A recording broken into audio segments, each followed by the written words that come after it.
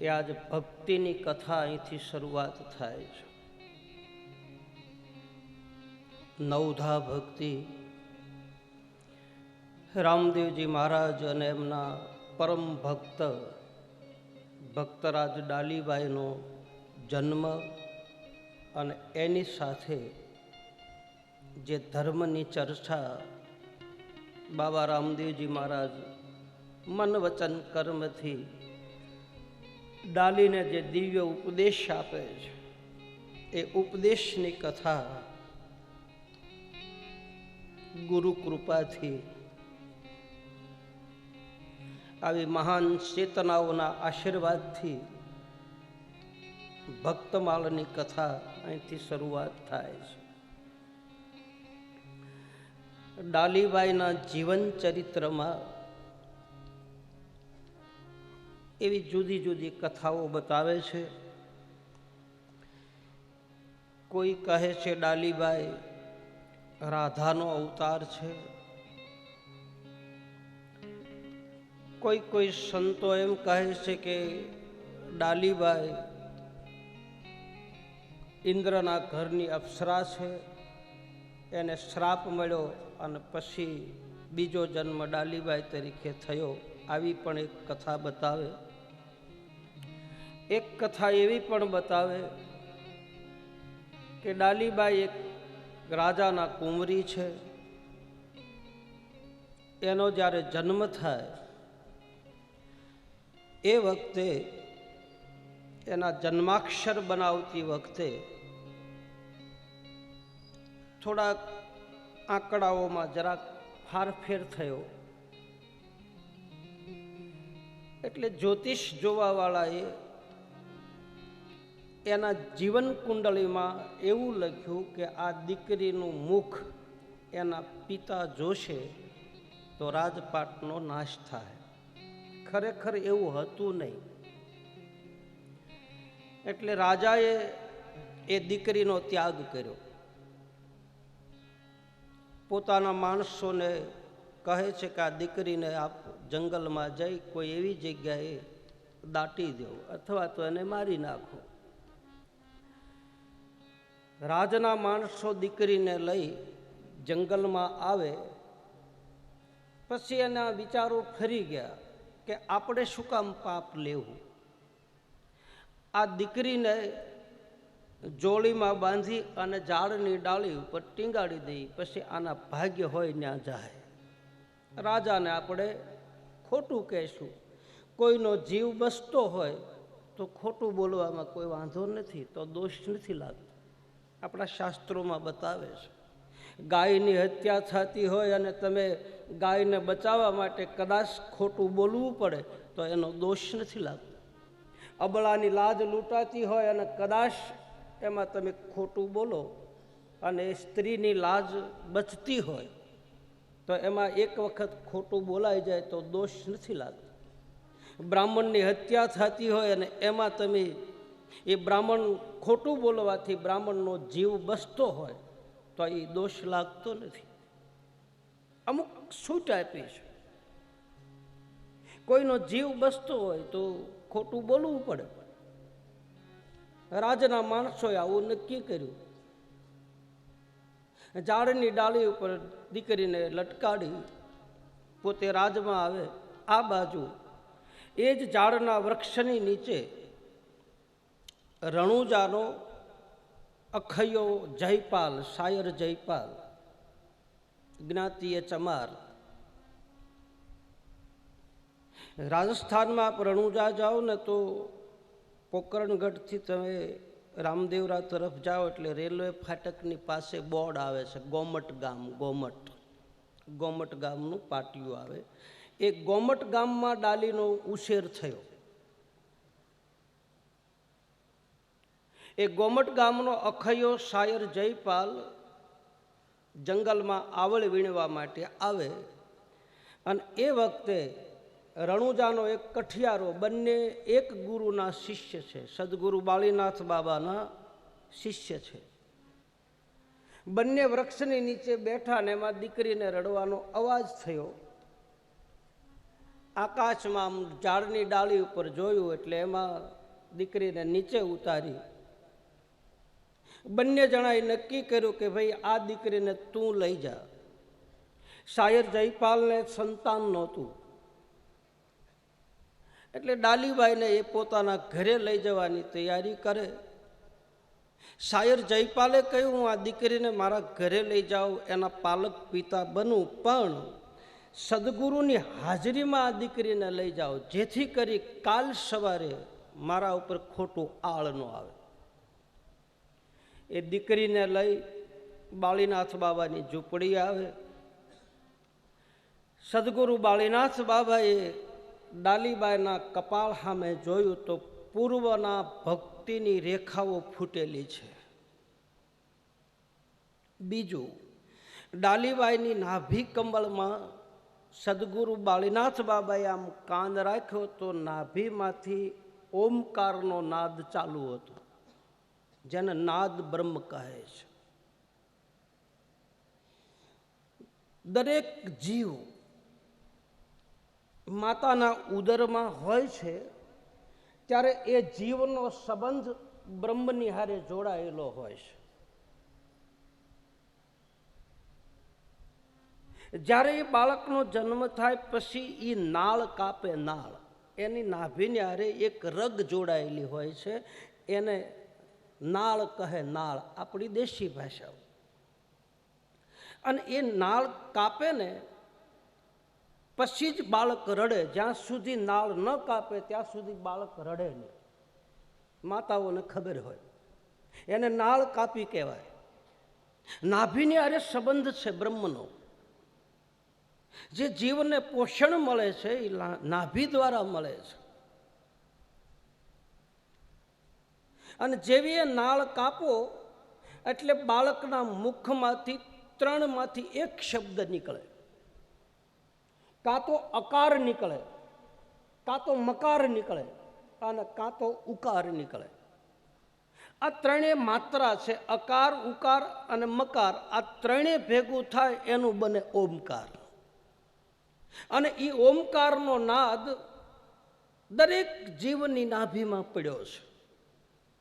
મેં પહેલાં આપને કહ્યું કુંડલીની શક્તિ જે છે નાભીમાં ગુંડલું વળીને પડેલી છે. એનું મુખ ઉર્ધ્વમુખ છે. ગીતાજીની માલપા 15મા અધ્યાયની માલપા બતાવે ઉર્ધ્વમૂલો મધશાખમ. આજે આ સુરતા જે કહે છે, જે ત્રિવેણી કહે છે, જે ઓહમ સોહમ કહે છે, જે નાદ બ્રહ્મ કહે છે, જે શબ્દ બ્રહ્મ કહે છે, એ પડ્યો છે ક્યાં? નાભીમાં પડ્યો છે. એને ઉલટું મુખ કરીને કોઈ જગાડનાર મળી જાય અથવા તો કોઈ સદગુરુ કોઈ એવી ચાવી લગાડી દે અને ચાવી લગાડી દે તો એમાંથી નાદ બ્રહ્મ ચાલુ થઈ જાય, ઓમકાર ચાલુ થઈ જાય. નાભીમાં પડ્યો એટલે જ કદાચ લાખા અને લોયરના જીવન ચરિત્રમાં આ વાત આવે છે. લાખાને જ્યારે શરીરમાં રક્તપિત્તનો રોગ થયો, સદગુરુનો દ્રોહ કર્યો, ગુરુદ્રોહનું પાપ લાગ્યું અને પછી લાખાને બહુ પીડા થઈ, બહુ દર્દ થયું. પછી એક દિવસ લોયણ લાખાની પાસે આવે. લાખાની આવી પીડા જોઈ અને સંત હૃદય, લોયણ એ સંત છે, બે માણસ નથી. લાખો અને લોયણ બે ગુરુ ભાઈ બહેન છે. લાખાના ગુરુ ઉગમસિંહ બાવા છે, લોયણના ગુરુ શેલરસિંહ બાવો છે. શેલરસિંહ બાવો ઢેલડીમાં થયા, મોરબીમાં. રાવત રણસિંહના દીકરા. સતી ડાળદેનો જ્યારે ચેડો પકડ્યો અને એ વખતે રામદેવજી મહારાજે બધી ગત ગંગા હાજર કરીને શિવરો મંડપ જ્યારે કર્યો ઢેલડી નગરમાં, એ વખતે રાવત રણસિંહ 5 વર્ષની ઉંમર હતી. એણે નજરે એ બધી ગત ગંગાને જોયેલી. ઈ શેલરસિંહ બાવાની શૈલી લોયણ અને લાખો ઉગમસિંહ બાવાનો શિષ્ય. ઉગમસિંહ બાવા બે થયા, એક ઉગમ ફોજ આખી બની એ અને એક ઉગમસિંહ બાપા રામદેવજી મહારાજના વખતમાં થયા. એ ઉગમસિંહ બાવાના ગુરુ ખુદ રામદેવજી મહારાજ હતા. સેલરસિંહ બાવાના ગુરુ ખુદ રામદેવજી મહારાજ હતા. ખીમડા કોટવાલના ગુરુ ખુદ રામદેવજી મહારાજ હતા. એને પ્રબોધ્યા હતા બધાને. તો લાખો અને લોયણ એ બે માણસ નહોતા, એ બે ગુરુ ભાઈ બહેન હતા.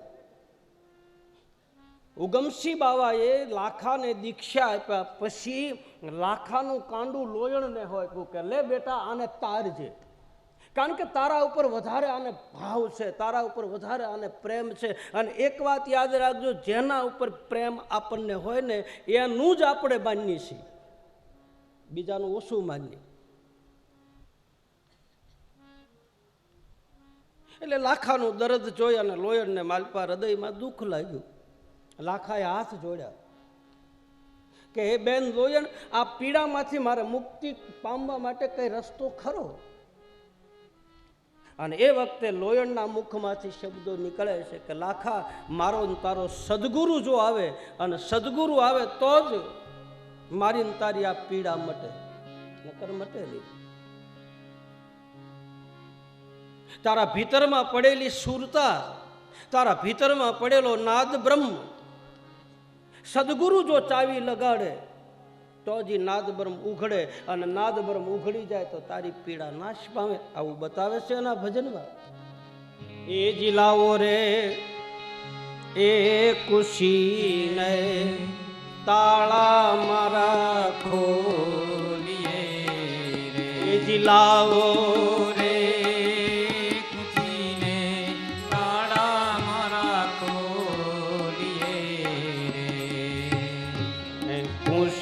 મારા ગુરુજી હાથ, ગુરુજી એ જી ગુરુજી મળે તો તાળા મારા ઉઘડે રે, ખુશી મારા ગુરુજી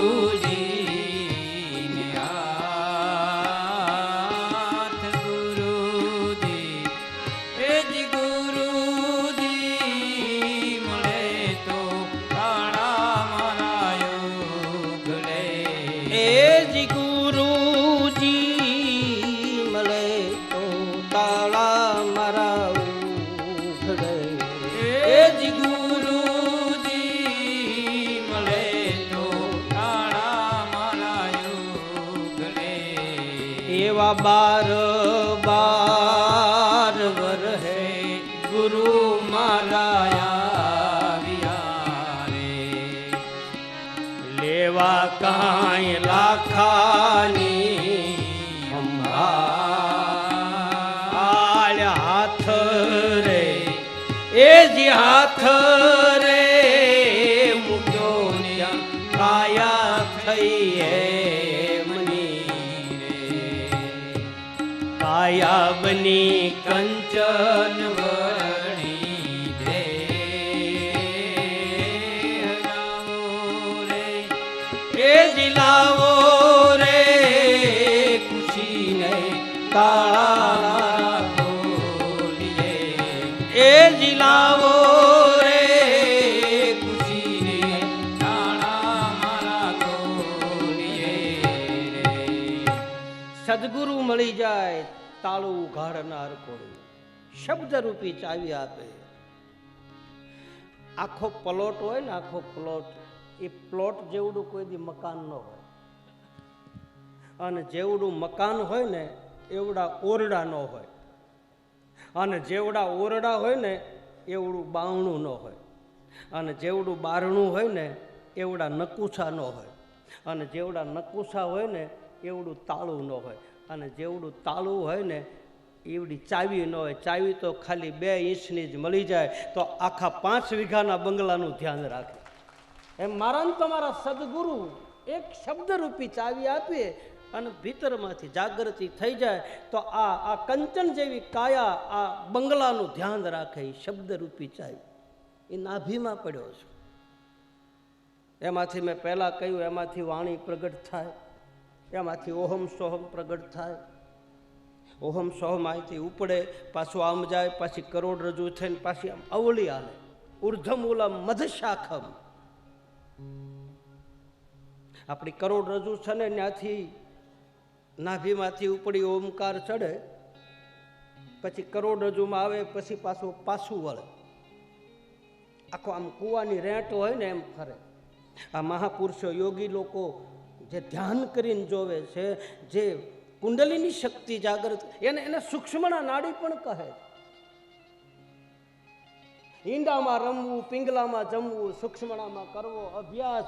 અભ્યાસ જાગ્યા પછી ભમવું નહીં પાનભાઈ, એકાંતે બેસી મારા હરિને આરાધો. જેની જાગૃતિ થઈ જાય, બહુ કઠિન છે. સદગુરુની હાજરીમાં કરાય. ગુરુ મનન તમને બતાવે તો, નહીતર કમાઈને છટકી જાય. ધ્યાન દેજો, એમનેમ કરવા જાય ને તો ગાંડા થઈ જાય. સુરતા ઉપર ચડી ગઈ, પાછી નીચે ઉતારતા આવડવી જોઈએ. એ ગુરુ લોકો શીખવાડે. એ મહાપુરુષો બેઠા બેઠા પોતાના સાધક પોતાના બાળકને શીખવાડે. અને એ બ્રહ્માંડમાં મેં કાલે પરમ દિવસે કદાચ કીધું હતું, બ્રહ્માંડમાં સુરતા ચડી જાય અને ત્યાં પછી જણજણાટી બોલે, ત્યાં પછી જ્યોતિયું જળહળે, પછી પડચંદા પડે, નાદ ચાલુ થઈ જાય. 12 પ્રકારના નાદ આવે ભાઈ. ઘંટનાદ આવે, શંખનાદ આવે, વેણુનાદ આવે, ઝાંઝરનાદ આવે, બંસરીનાદ આવે. વ્રજની ગોપિકાઓ બંસરીનો નાદ સાંભળ્યો ને પાગલ થઈ ગઈ. ભગવાન કૃષ્ણ વાંસળી વગાડતા એ તો પ્રતીક છે, બાકી ખરેખર તો ગોપીઓનો નાદ બ્રહ્મ ચાલુ થઈ ગયો હતો. અને નાદ બ્રહ્મ ચાલુ થાય ને, એ એના પ્રીતમને ગોતે, એ એના પ્રેમીને ગોતે, ભટકા કરે.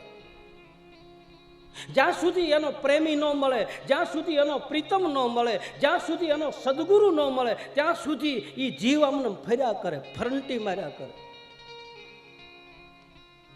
શૂન્યમાં બેઠા હોય. એવા મહાપુરુષો છે હજી, જેના નાદ બ્રહ્મ જાગી ગયેલા છે. એ કૂતરાની ભેગાઈ ખાય અને ગધેડાની પાસે હૂતા હોય અને કોથળામાં હૂતા હોય ને ગાદલા. એને હરખ અને શોકની જેને આવે નહીં હેડકી પાનભાઈ. જ્યાં સુધી જીવ દશા છે ત્યાં સુધી હરખ અને શોક થાય. જીવ દશા મટી જાય પછી નથી થતું. બહુ આધ્યાત્મિક કથા છે. ડાલીબાઈને જે તત્વજ્ઞાન આપે છે રામદેવજી મહારાજ, વેદનો નિચોડ બતાવે.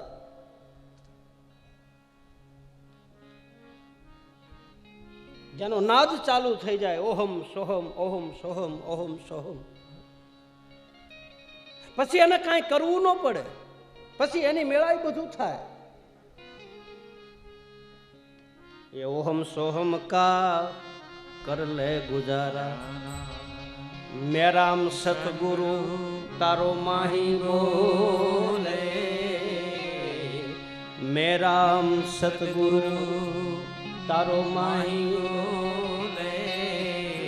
કહે રવિ રામ ગુરુ ભાણ પ્રતાપે, કહે રવિ રામ ગુરુ ભાણ પ્રતાપે, કહે રવિ રામ ગુરુ ભાણ પ્રતાપે, કહે રવિ રામ ગુરુ ભાણ પ્રતાપે. અવસર એસા નહીં આતા, अवसर ऐसा नहीं आता, माटे राम समर मन राम समर ले, राम समर मन. आ जागृत नगरी चोर नहीं लूटे, आ जागृत नगरी चोर नहीं लूटे.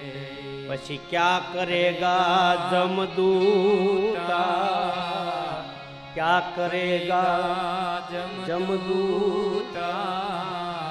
એ ભાઈ રામ સમર મન રામ સમર, સમરણ કરી લે સત સાહેબનું.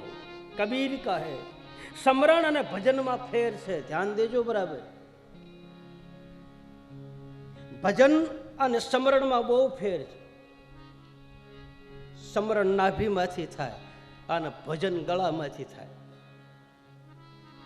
સમરણ માલપાથી થાય. सांसों की माला पे कबीर कहे, सांसों की माला पे सुमिरू में सीताराम। અને જેને ચમરણ ચાલુ થઈ જાય, જેનો નાદ બ્રહ્મ ચાલુ થઈ જાય, અથવા તો જેની સુરતા, અથવા તો જેની સૂક્ષ્મણા નાડી, એને તમારે જે કહેવું એ કહી શકો. જેને એ ચાલુ થઈ જાય એનો આનંદ પહેલા પોતાને આવે અને પછી બીજાને એ આનંદ આપી શકે. ત્યાં સુધી બીજાને આનંદ પ્રાપ્ત થતો નથી. પહેલા નિજનો આનંદ પોતાને આવે, એ બીજાના પાવલા ભરી ભરીને આનંદ આપી શકે, એ બધાને પહલી ભરી ભરીને આનંદ આપી શકે. પોતે આનંદમાં હોય તો.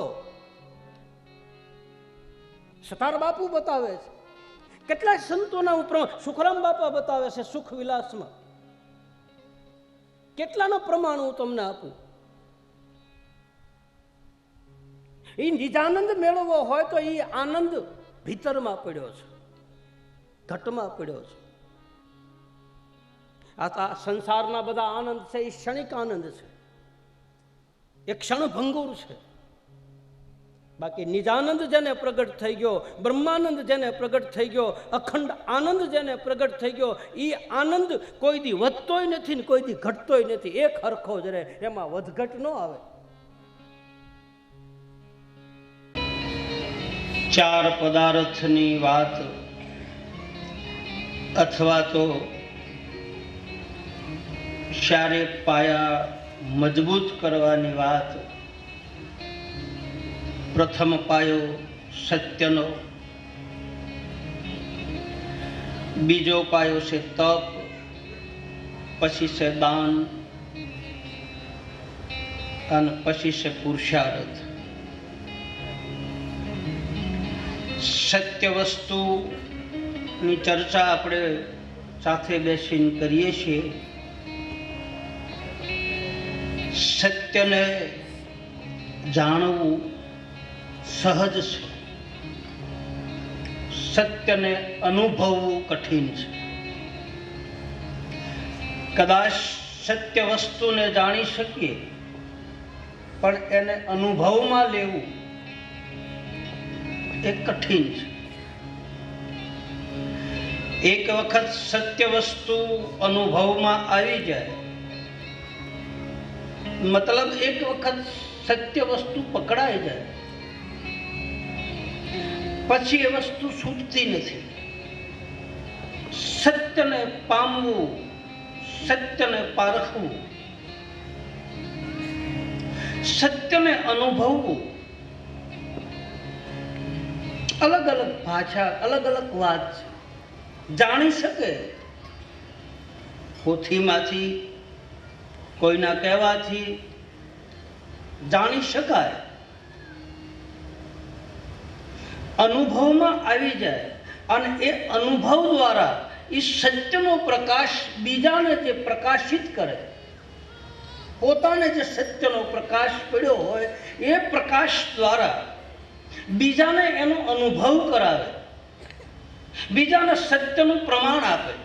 એટલે જ નિજાર પંથની માલપા એક શબ્દ આવે છે, દેજો પ્રમાણ તો કે સત નિર્વાણ. આ બધાને ખબર છે. અનુભવમાં આવી ગયા પછી બીજાને અનુભવ કરાવી શકે જરૂર. સત્યનો પાયો મજબૂત થાય. ધર્મશીલ વ્યક્તિની પાસે પહેલી વસ્તુ સત્ય હોવું જરૂરી છે. નિજાર પંથની ઉપાસના કરનારા જતી સતી નર નારી કોઈ પણ 18 વર્ણમાંથી કોઈ પણ જ્ઞાતિ હોય, એને પહેલું પગથિયું, પહેલું નિયમ, પહેલું એનું આચરણ સત્ય હોવું જોઈએ. અને જ્યાં સત્ય હોય ત્યાં સત્ય વસ્તુ હોય, બરોબર. જ્યાં સત હોય ને સતનું પ્રમાણ હોય જ. એને પ્રમાણ આપવું ન પડે, એના ભીતરમાંથી જ એને પ્રમાણનો પ્રવાહ શરૂ થઈ જાય. તો પહેલો પાયો છે, પહેલું ધર્મશીલ વ્યક્તિનું પહેલું લક્ષણ છે સત્ય. કયું બટન હલાવવાનું? અથવા તો પહેલું લક્ષણ છે પ્રાર્થના, સ્તુતિ, વંદના, આદર ભાવથી આરાધ. એ પણ એક પાયો ગણાય છે. આ બધા આરાધથી જ પામ્યા છે. આ બધા સ્તુતિ કરીને પામ્યા, આ બધા ભજનો ગાય અને ભજન વાણી સંભળાવીને પામ્યા છે. એ પણ એક પાયો છે. પ્રાર્થના કરે તો આદર ભાવથી પ્રાર્થના કરે. પ્રાર્થના કોને કરી? તો કે પ્રહલાદે. પ્રહલાદની પ્રાર્થના શાસ્ત્રોમાં નિયમ, ભાગવતકાર રામચરિત માનસની કથા, રામદેવજી મહારાજની કથામાં પ્રહલાદનું ચરિત્ર બતાવે. એની પ્રાર્થના એવી હતી, એની સ્તુતિ એવી હતી, એની વાણી એવી હતી, એનો આરાધ એવો હતો કે એના આરાધે ધણી આવ્યો અને એ આરાધે 5 કરોડ કર્યા.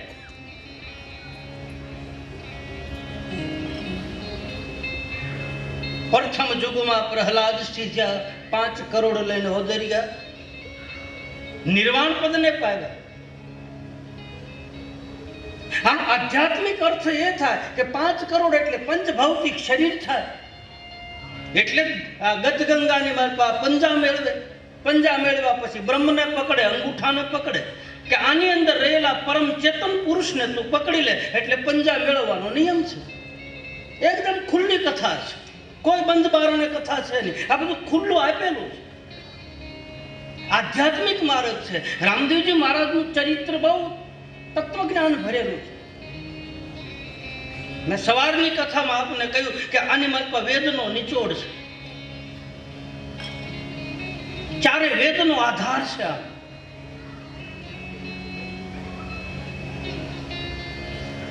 क्षितिजल पावक गगन समीरा અને પંચ રચિત અધમ શરીરા.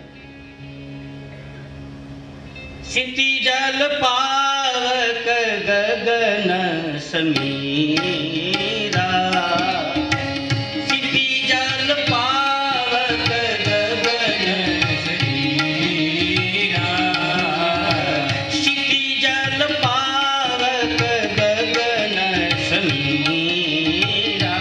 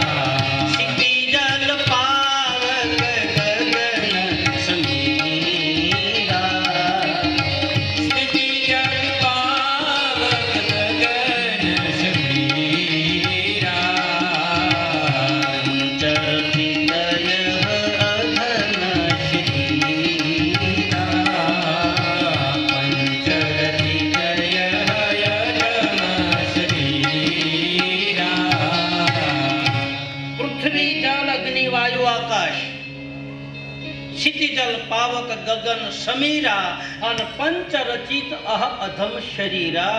રામદેવજી મહારાજની ઉપાસના કરનારા ભક્તો, જતિસતી, નર નારી, મહાપુરુષો આ પંચભૌતિક શરીરની અંદર રહેલું જે તત્વ છે એ તત્વને કોઈ પકડી લે એ નિજારી.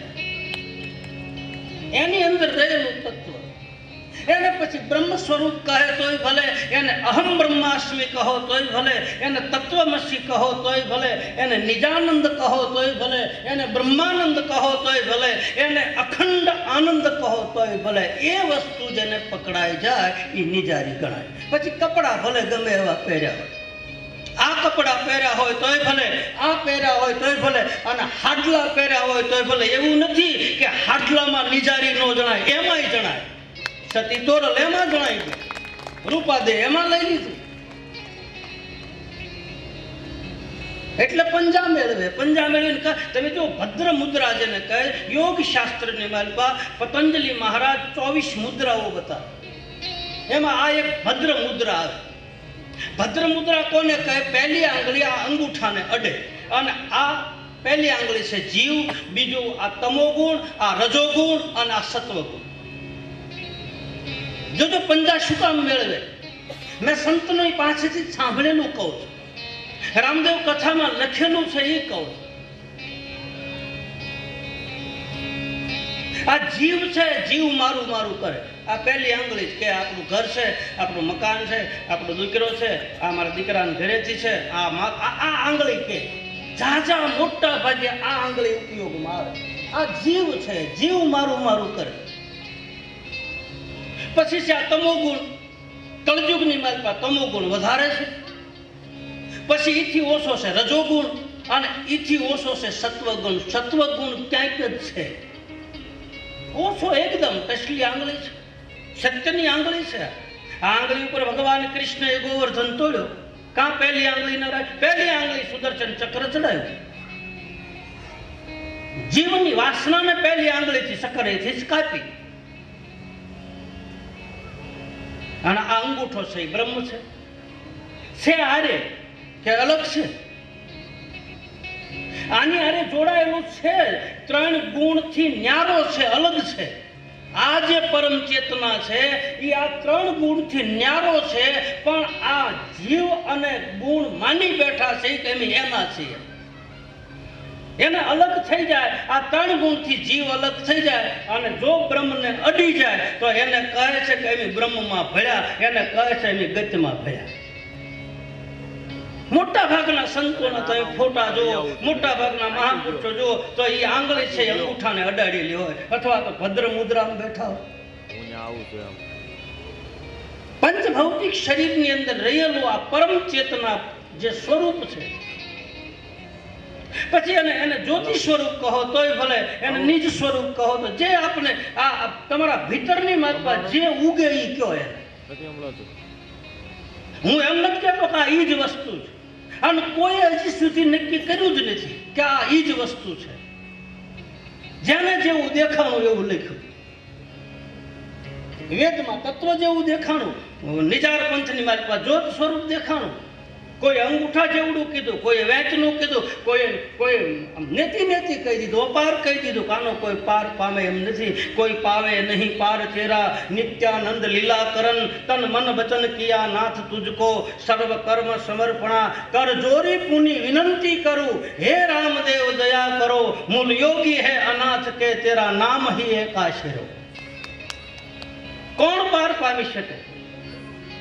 અશિત ગિરિશમ કજ્જલમ સિંધુ પાત્રે, સુરતરુ વર્ષાખા, લેખિની પત્ર મુરવી, લિખિતી અધિગ્રહિત્વા શારદા સર્વકાલમ, તદપિ તવ ગુણાનામ પાર નામીશ. કોણ પાર પામી શકે?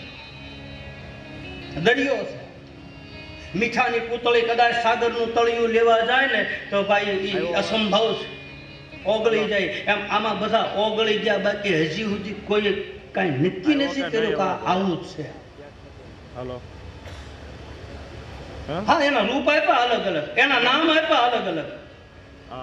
એને જેટલી કક્ષા હતી એટલું એ ઉડી. અને મને તમને એને જેટલું સત્યને પામવાની કોશિશ કરી, એ સત્ય વસ્તુને પામી અને જાણી અનુભવમાં મૂકી, અને પછી જગતને કીધું કે આ વસ્તુ આવી છે. બાકી કાયદા આમ સાતી જીકીને નથી કીધું કોઈ. નેતિ નેતિ જ્યાં વેદ કહે છે, મારું મનડું ત્યાં જાવા ચહે છે. નેતિ નેતિ જ્યાં વેદ કહે છે, મારું મનડું ત્યાં જાવા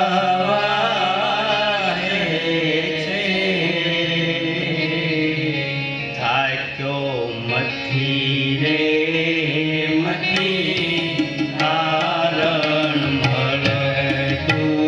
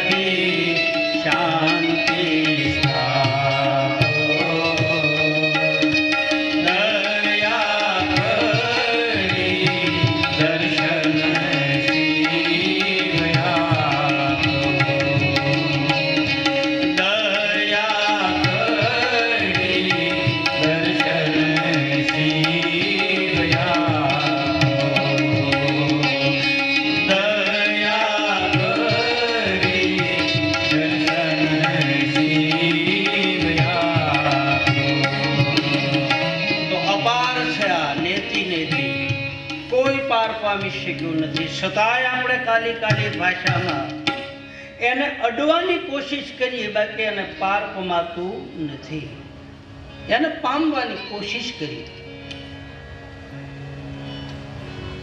તો પહેલો પાયો છે સત્યનો. સત્યને જાણ્યું, માણ્યું, અનુભવમાં આવ્યું અને અનુભવવાળાને બતાવ્યું અને એને નક્કી કરી નાખ્યું કે આ વસ્તુ આવી છે. બીજો પાયો છે તપસ્યા, તપ. તપ ઘણી પ્રકારના આવે છે. દેહાદિક તપ આવે, વાર્ષિક તપ આવે, માનસિક તપ આવે. શિવ મહિમ સ્તોત્રની માલપા પુષ્પદંત આચાર્ય મહારાજ તપનું વર્ણન કરે છે.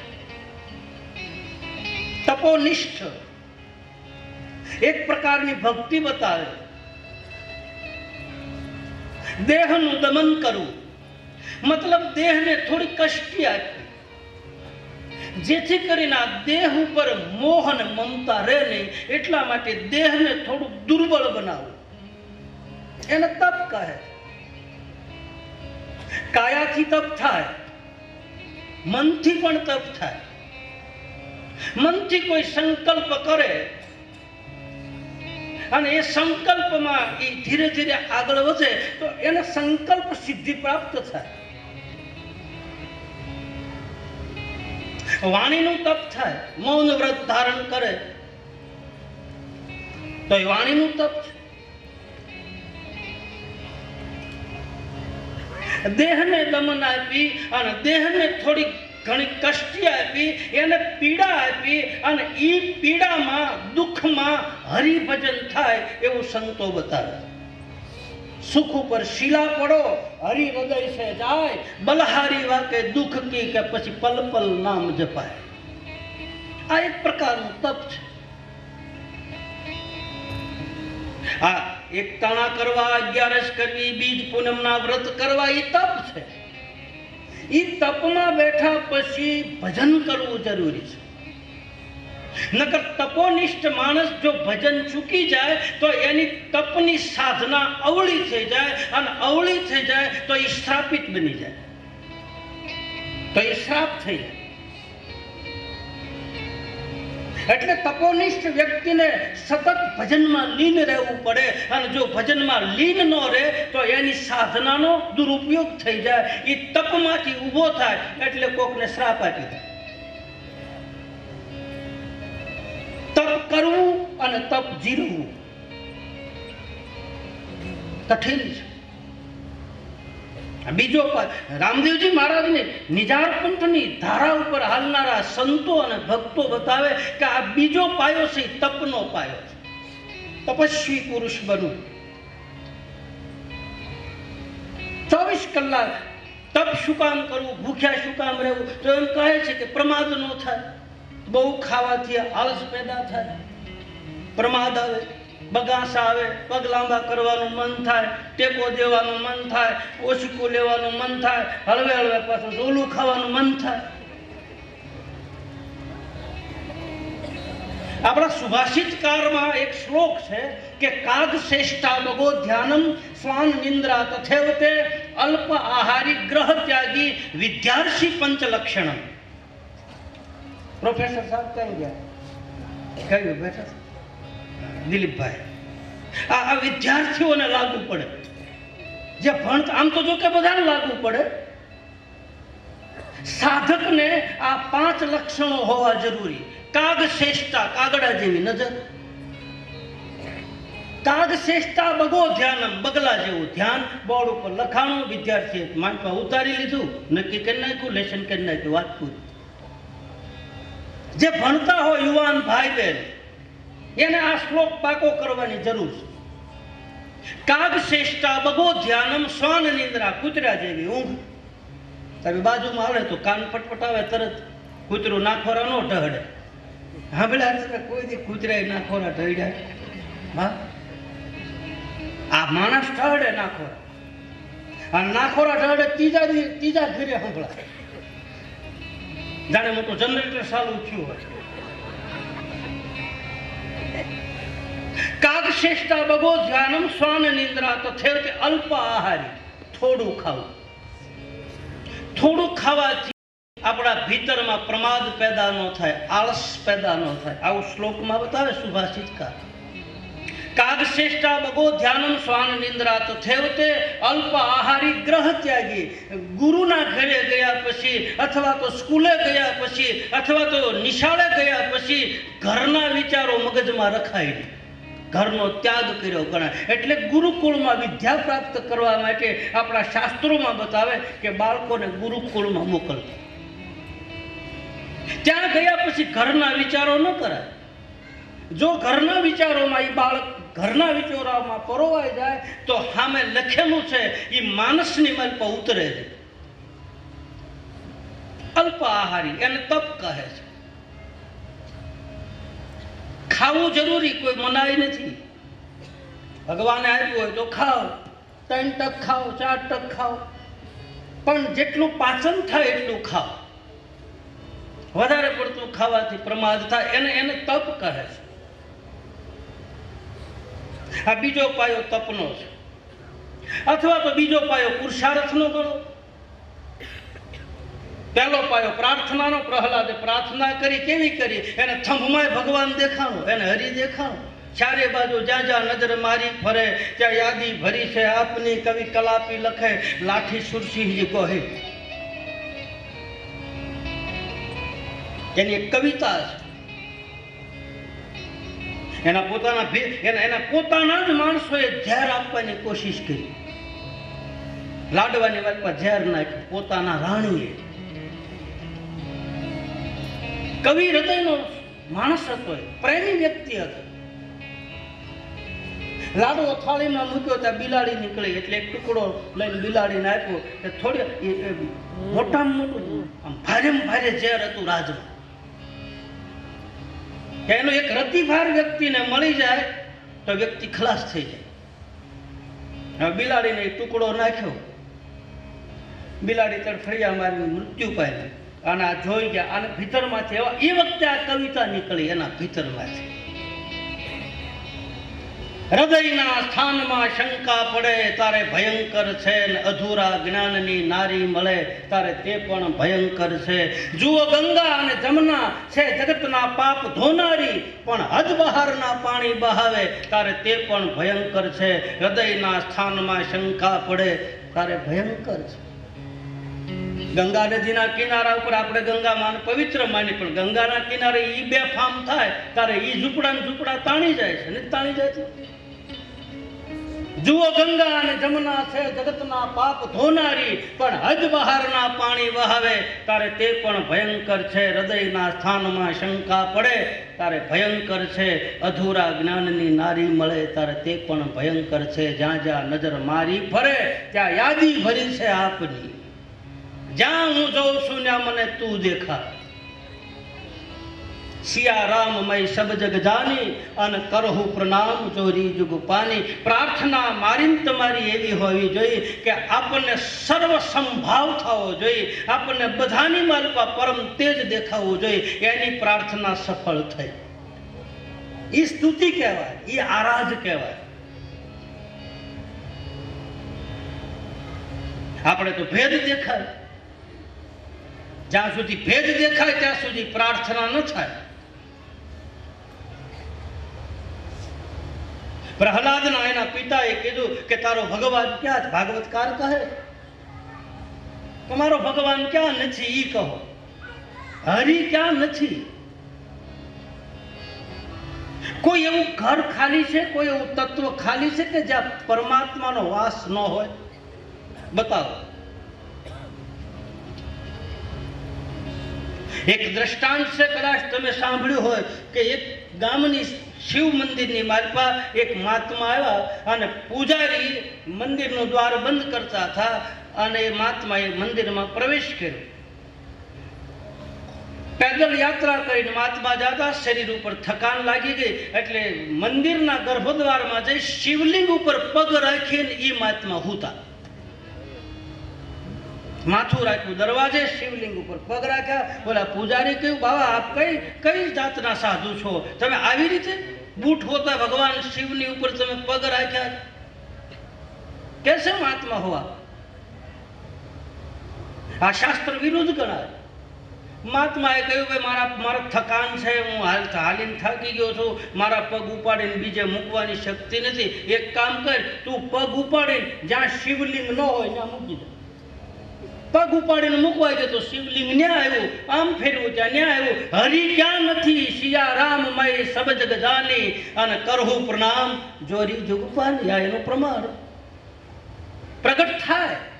તમારા ભીતરમાં હાસો પ્રેમ હોય તો અહીંયા પ્રગટ થાય. हरिव्यापक सर्वस्त्र समाना और प्रेम से प्रकट वही में जाना. प्रहलाद ने चारे दिशाए हरि देखा.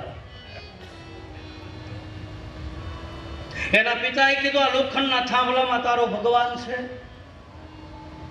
बोले हाँ मारो भगवान. एक मिनिट माटे श्रद्धा डगी, एक क्षण माटे.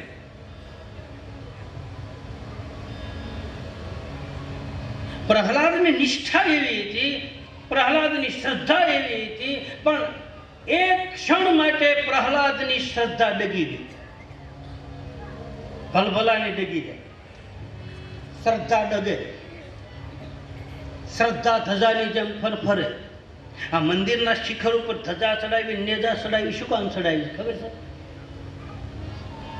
દૂર તમે અહીં આવવું હોય તો પહેલા શું દેખાય? હે, તમે આ મંદિરે આવતા હોય, આપણે કે કોઈ પણ દ્વારકાધીશના મંદિરે જતા હોય કે ચોટીલા ડુંગરે જતા હોય, ગમે ને પહેલા માતાજીના મંદિરની શિખર ઉપર રહેલી ધજા દેખાય, મૂર્તિ દેખાય?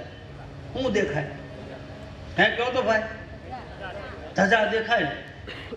એ ધજા ઉપર શું કામ ચડાવે? એની પાછળ કથા છે. એ મને તમને બતાવે કે આ ધજાની જેમ તું આમ થતો અને ઘડેક આમ જાતો હતો, અહીં ન આવતો, અને જો આમ થતો આવી તો મંદિરમાં બેઠેલો ભગવાન હું તને દેખાઈશ ને, હું તને પાણો જ લાગીશ. તારી શ્રદ્ધા આમ ડગવી ન જોઈએ. પછી એની હારો દંડ આપ્યો હોય પાછો. પછી એને જવાબ આપ્યો કે ભાઈ તો આવવું હોય તો બોલે આ દંડ જેમ રહે, સ્થિર થઈને આવે તો તને હું મંદિરમાં દેખાવ. નહીં આમને ફર્યા કરી, ઘડીક શ્રદ્ધા આવી જાય, ઘડીક ખોડિયારીમાં ઉપર જાય, ઘડીક મેરડીમાં ઉપર જાય, ઘડીક મારી ઉપર જાય, ઘડીક આ બાપુ ઉપર જાય, ઘડીક અહીંયા જાય. મારી તમારી શ્રદ્ધા ડગ્યા કરે. શ્રદ્ધા અકબંધ હોવી જોઈએ. અને શ્રદ્ધા ક્યારે ડગતી બંધ થાય? જ્યારે વિશ્વાસની હારે લગ્ન કરે ત્યારે. ભરોસાની હારે પરણી જાય તો એની નિષ્ઠા મજબૂત બને. ધણી પાછો ભરોસો વાળો હોવો જોઈએ.